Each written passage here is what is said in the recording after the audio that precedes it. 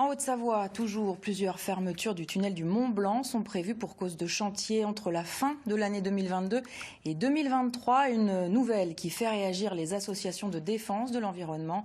Elles craignent en effet un report du trafic en Savoie et militent pour la mise à niveau de la plateforme de ferroutage d'Aiton. Serge Vorette, Ingrid Pernet-Duparc. 1600 camions transitent par le tunnel du Mont-Blanc chaque jour. En milieu de semaine, ça peut monter jusqu'à 3000. Un trafic qui se reportera de fait au tunnel du Fréjus lors des différentes fermetures du Mont-Blanc entre fin 2022 et 2023. Or, l'alternative existe ici, sur la plateforme de ferroutage d'Aiton, en Savoie, qu'il suffirait de mettre à niveau selon les associations environnementalistes.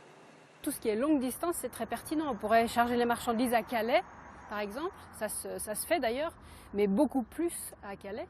Et là, on est sur des distances de plus de 1000 km pour aller en Italie. Et là, ça devient très pertinent de faire du transport ferroviaire.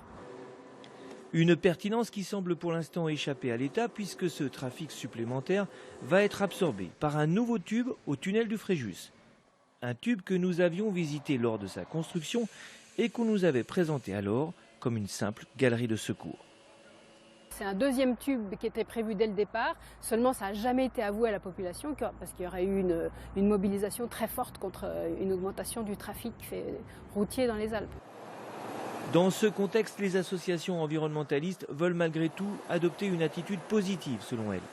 Pour valoriser le ferroutage en Maurienne, elles entendent mobiliser élus, SNCF Réseau et surtout le grand public autour de ce sujet dans les mois qui viennent.